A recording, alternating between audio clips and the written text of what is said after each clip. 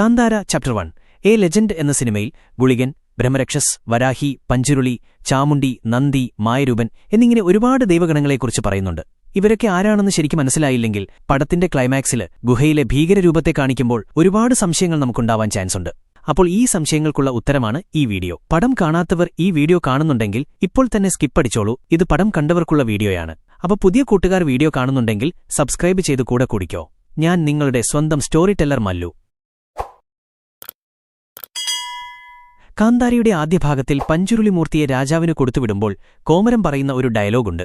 ഞാൻ നിങ്ങൾക്കൊപ്പം വരാം, പക്ഷെ എന്റെ ഒപ്പം ഗുളികനും വരും. എന്നെ ചതിച്ചാൽ ഞാൻ ക്ഷമിച്ചേക്കും, പക്ഷേ ഗുളികൻ ക്ഷമിക്കില്ല. സത്യം പറഞ്ഞാൽ ഈ ഒറ്റ ഡയലോഗിൽ നിന്നാണ് ഈ യൂണിവേഴ്സിന്റെ എല്ലാം തുടക്കം. ഈ പഞ്ചുരുളിയെപ്പോലെയല്ല ഗുളികൻ. ഗുളികൻ ഭയങ്കര വയലന്റാണ്. ഈ ഗുളികനെപ്പറ്റി പല കഥകളുമുണ്ട്. അതിലൊന്നിൽ ഒരു ചാരത്തിൽ നിന്ന് പാർവതീദേവിക്ക് ഒരു കല്ല് കിട്ടിയെന്നും ശിവൻ ഈ കല്ലെടുത്ത് ഒരു നദിയിലേക്കെറിഞ്ഞെന്നും അങ്ങനെ അവിടെ ചെന്ന് വീണ ആ കല്ലാണ് പിന്നീട് ഗുളികനായി മാറിയത് എന്നും പറയുന്നുണ്ട്. ഇതിന് സമാനമായാണ് സിനിമയുടെ തുടക്കത്തിൽ അവർക്ക് പുഴയിൽ നിന്ന് ഒരു കല്ല് കിട്ടുന്നതും അവർ അതിനെയെടുത്ത് ആരാധിക്കുന്നതായും കാണിച്ചിരിക്കുന്നത്. എന്നാൽ ഗുളികനെപ്പറ്റിയുള്ള മറ്റൊരു കഥ ചിരഞ്ജീവിയായിട്ടുള്ള മാർക്കണ്ഡേയനുമായി ബന്ധപ്പെട്ടതാണ്. അതായത് ഈ മാർക്കണ്ഡേയന് 16 വയസ്സുവരെ മാത്രമേ ആയുസ്സുണ്ടായിരുന്നുള്ളൂ. സോ മാർക്കണ്ഡേയനെ രക്ഷിക്കാനായി മാർക്കണ്ഡേയന്റെ പിതാവ് ശിവനോട് പ്രാർത്ഥിച്ചു. അങ്ങനെ 16ാമത്തെ വയസ്സ് തികയുന്ന ദിവസം മാർക്കണ്ഡേയനെ കൊല്ലാനായി യമൻ വരികയും ആ സമയം കടുത്ത ശിവഭക്തനായ മാർക്കണ്ഡേയൻ ശിവലിംഗത്തിൽ കെട്ടിപ്പിടിച്ചു കിടക്കുകയും യമൻ മാർക്കണ്ഡേയന്റെ ജീവനെടുക്കാൻ ശ്രമിച്ചപ്പോൾ പെട്ടെന്ന് ശിവൻ അവിടേക്കെത്തുകയും തന്റെ ഭക്തന്റെ ജീവനെടുക്കാനായി ശ്രമിച്ച യമനെ ശിവൻ ഗുളികനെ സൃഷ്ടിച്ചുകൊണ്ട് കൊന്നുവെന്നുമാണ് പറയുന്നത്. എന്നാൽ യമന്റെ മരണം മൂലം ഭൂമിയിൽ ആരും മരിക്കാതെയായി. ഇതറിഞ്ഞ ഇന്ദ്രനും മറ്റു ദേവന്മാരും ശിവന്റെ അടുത്തേക്ക് വരികയും ഭൂമിയിൽ മരണമില്ലാതെയാവുകയാണെങ്കിൽ അത് വലിയ പ്രശ്നമാകുമെന്ന് ശിവനോട് പറയുകയും പിന്നീട് ശിവൻ തന്നെ യമന് ജീവൻ തിരിച്ചുകൊടുത്തു എന്നെല്ലാമാണ് പറയപ്പെടുന്നത്. ഈ യമനെപ്പോലെയാണ് സിനിമയിലെ രാജാക്കന്മാരെ ചിത്രീകരിച്ചിരിക്കുന്നത്. അവർ നിർദാക്ഷിണ്യം ജനങ്ങളെ കൊല്ലുന്നതായി കാണിച്ചിരിക്കുന്നു. സോ യമൻ ശിവന്റെ ഭക്തനെ കൊല്ലാനായി പോയപ്പോൾ ശിവൻ ഗുളികനായി വന്നുകൊണ്ട് യമനെ കൊന്നു എന്ന് പറഞ്ഞതുപോലെയാണ് ഈ ചിത്രത്തിലെ രാജാക്കന്മാർ കാന്താരയിലെ ജനങ്ങളെ കൊല്ലാനായി പോകുമ്പോൾ തന്റെ ഭക്തന്മാരെ രക്ഷിക്കാനായി ഗുളികൻ ബർമന്റെ രൂപത്തിൽ അവിടെ അവതരിക്കുകയും രാജാക്കന്മാരെ എല്ലാം കൊല്ലുന്നതായും കാണിക്കുന്നത്. കൂടാതെ ഈ ഗുളികനെന്ന് പറയുന്നത് ശനിഗ്രഹവുമായി കണക്ട് ചെയ്തും പറയപ്പെടുന്നുണ്ട്. ഇതുകൊണ്ടായിരിക്കാം പഞ്ചുരുളി സിനിമയിൽ മലയുടെ മുകളിൽ നിന്നും വരുന്നതായി കാണിച്ചപ്പോൾ അതിനുശേഷം വരുന്ന ഗുളികൻ ആകാശത്തുനിന്നും തീഗോളമായി വന്നതുപോലെ കാണിച്ചത്. ഈ തീഗോളം ശനിഗ്രഹത്തിൽ നിന്നും വന്നതായി നമുക്ക് തോന്നാം. കൂടാതെ സിനിമയുടെ അവസാന ഭാഗത്തും ഗുളികനായി മാറിയ ശേഷം ബർമ അങ്ങോട്ടേക്ക് വരുന്നതും തീഗോളമായി ആകാശത്തുകൂടെയാണ്. ഈ തീഗോളത്തെ നമ്മുടെ കേരളത്തിൽ വരുത്തുപോക്ക് എന്ന സമ്പ്രദായവുമായി കണക്ട് ചെയ്താണ് പറയാറുള്ളത്. അതിനെക്കുറിച്ച് നമുക്ക് മറ്റൊരു വീഡിയോയിൽ പറയാം.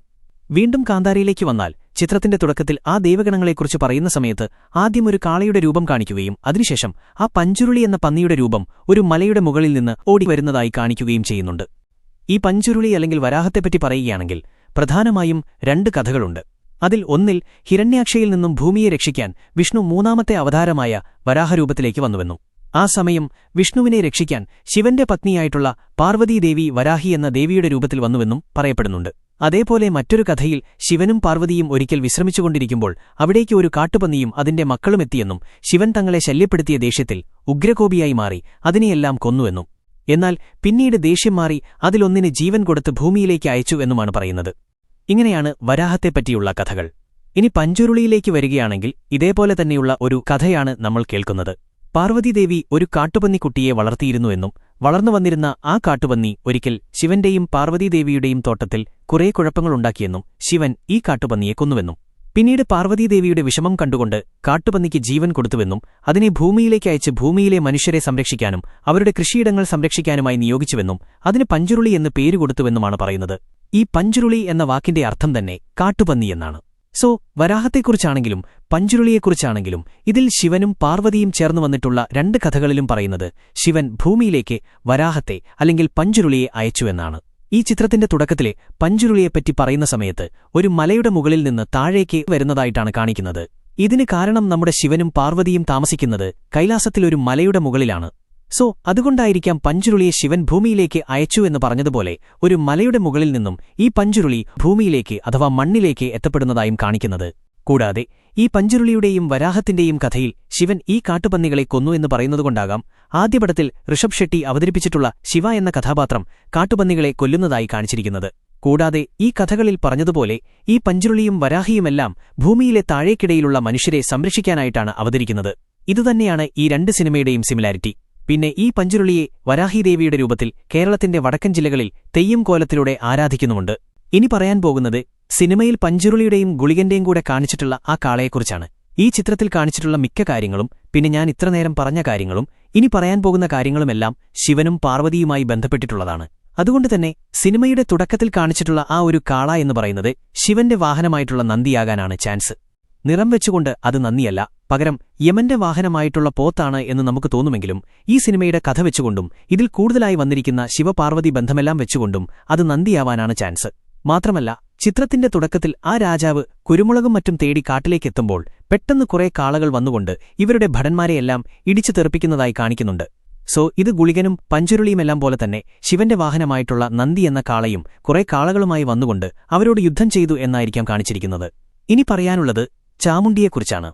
സിനിമയുടെ അവസാന ഭാഗത്തേക്കെത്തുമ്പോൾ ഗുളികനായി മാറിയിട്ടുള്ള ആ ഋഷഭ് ഷെട്ടിയുടെ കഥാപാത്രം രാജകുമാരിയെ കൊല്ലാനായി വരുമ്പോൾ, നീ ഇത്തരം വേഷങ്ങളെല്ലാം ധരിച്ചു എന്നതുകൊണ്ട് നീ ഒരു ദൈവമായി മാറില്ല, സൃഷ്ടി എന്ന് പറയുന്നത് സ്ത്രീക്ക് മാത്രം അവകാശപ്പെട്ടതാണ് എന്ന് രാജകുമാരി പറയുന്ന സമയത്ത് ആ ഗുളികൻ പെട്ടെന്ന് സ്ത്രീവേഷത്തിലേക്ക് മാറുന്നതായി കാണിച്ചിട്ടുണ്ട്. അത് ചാമുണ്ടിയാണെന്ന് അവിടെത്തന്നെ പറയുന്നുമുണ്ട്. ഈ ചാമുണ്ടി അല്ലെങ്കിൽ കാളി എന്ന് പറയുന്നത് പാർവതീദേവിയുടെ മറ്റൊരു അവതാരമാണ്. പണ്ടുകാലത്ത് ഈ പാർവതീദേവി ഇത്തരത്തിലുള്ള ഒരു ഭീകരരൂപമായി മാറി ചാന്തു, മുണ്ട എന്നീ രാക്ഷസന്മാരെ കൊന്നുവെന്നും അതിലൂടെ ചാമുണ്ടി എന്ന പേര് വന്നുവെന്നുമാണ് പറയപ്പെടുന്നത്. സിനിമയുടെ ക്ലൈമാക്സിൽ ഗുളികൻ ചാമുണ്ടിയുടെ വേഷത്തിലേക്ക് മാറിയതിനുശേഷം ദുഷ്ടന്മാരായിട്ടുള്ള രണ്ട് ശക്തികളെ, അതായത് ജയറാമിന്റെ കഥാപാത്രത്തെയും മകളായി രുക്മിണിയുടെ കഥാപാത്രത്തെയും കൊടൂരമായി കൊല്ലുന്നതായും കാണിച്ചിട്ടുണ്ട്. ഇവയെല്ലാമാണ് ചാമുണ്ടിയും സിനിമയുമായി കണക്ട് ചെയ്യുന്ന വസ്തുതകൾ. കൂടാതെ ഈ ചിത്രത്തിൽ പുലിയുടെ രൂപത്തിൽ വരുന്നത് പാർവതീദേവിയാണ്. കാരണം പുലിയാണ് പാർവതിയുടെ വാഹനം. ചിത്രത്തിലൊരു ഭാഗത്ത് ഈ പുലിയും ഗുളികനായി മാറിയിട്ടുള്ള ഋഷഭ് ഷെട്ടിയുടെ കഥാപാത്രവും കൂടി ഓടുന്നതായി കാണാം. ആ സമയത്ത് ശിവനും പാർവതിയും ഓടുന്നതായി തന്നെയാണ് സങ്കൽപ്പിച്ചിരിക്കുന്നത്. ഇനി ഈ സിനിമയിൽ പറയുന്ന മറ്റൊരു കാര്യമാണ് ബ്രഹ്മരക്ഷസ്. ഈ ബ്രഹ്മരക്ഷസ് എന്നത് അറിവും ജ്ഞാനവുമുള്ള ബ്രാഹ്മണന്മാർ അവരുടെ അറിവെല്ലാം മോശം കാര്യങ്ങൾക്കായി ഉപയോഗിക്കുകയാണെങ്കിൽ പിന്നീട് അവർ മരണപ്പെട്ടുകഴിഞ്ഞാൽ അവരുടെ ആത്മാവ് ഒരു ദുഷ്ടശക്തിയായി മാറുകയും അതിനെ ബ്രഹ്മരക്ഷസ് എന്ന് വിളിക്കുമെന്നുമാണ് പറയപ്പെടുന്നത്. ഈ ബ്രഹ്മരക്ഷസിന്റെ രൂപമായി പറയുന്നത് കൂർത്തുവളഞ്ഞ പല്ലുകളും രണ്ട് കൊമ്പുകളും ഭീമാകാരമായിട്ടുള്ള രൂപവുമാണ്. സോ ഈ സിനിമയുടെ അവസാനം ആ ഗുഹയിൽ കാണിക്കുന്ന ആ ഒരു രൂപമാണ് ഈ ബ്രഹ്മരക്ഷസായി വന്നിരിക്കുന്നത്. ഈ ബ്രഹ്മരക്ഷസിനെപ്പറ്റി പല കഥകളുമുണ്ട്. അതിലൊരു കഥയിൽ ഒരു രാജാവ് അബദ്ധത്തിൽ ഒരു ബ്രാഹ്മണനെ കൊന്നുവെന്നും പിന്നീട് ആ ബ്രാഹ്മണൻ ഒരു ബ്രഹ്മരക്ഷസായി പ്രതികാരത്തിനായി വന്നുവെന്നും മറ്റു മാർഗമില്ലാതെ രാജാവ് ഒടുവിൽ ഒരു ശിവന്റെ അമ്പലത്തിന്റെ അടുത്തായി ഈ ബ്രഹ്മരക്ഷസിന് സ്ഥലം ഒരുക്കിക്കൊടുത്തുവെന്നും.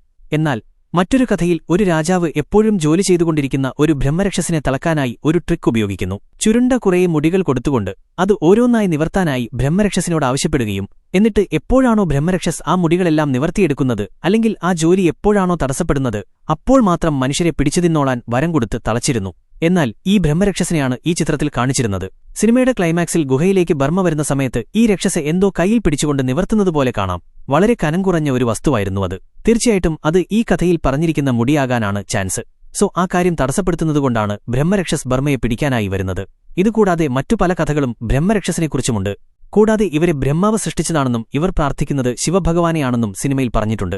അങ്ങനെ ഈ ചിത്രത്തിൽ പറഞ്ഞിരിക്കുന്ന ഒട്ടുമിക്ക കാര്യങ്ങളും ശിവനും പാർവതിയുമായി ബന്ധപ്പെട്ടവയാണ്. പിന്നെ ഈ സിനിമയിലെ ദൈവഗണങ്ങളെയെല്ലാം കണക്ട് ചെയ്യുന്ന ഒരു കഥാപാത്രമാണ് മായാരൂപൻ. ശരിക്കും ഈ മായാരൂപൻ മഹാവിഷ്ണുവിന്റെ ഒരു അവതാരമാണ്. എപ്പോഴും മായകൾ കാട്ടുന്ന അപ്രത്യക്ഷനാകാൻ കഴിവുള്ള ഈ കഥാപാത്രത്തിന്റെ കൂടുതൽ ഡീറ്റെയിൽസ് നമുക്ക് അടുത്ത വീഡിയോയിൽ പറയാം. അപ്പോൾ സിനിമ കണ്ടവർ നിങ്ങളുടെ അഭിപ്രായങ്ങൾ കമന്റ് ചെയ്യുക. വീഡിയോ ഇഷ്ടപ്പെട്ടാൽ ചാനൽ സബ്സ്ക്രൈബ് ചെയ്ത് കൂടെ കുടിക്കോ. വീണ്ടും മറ്റൊരു വീഡിയോയുമായി കാണാം. Signing off, your own story teller Mallu.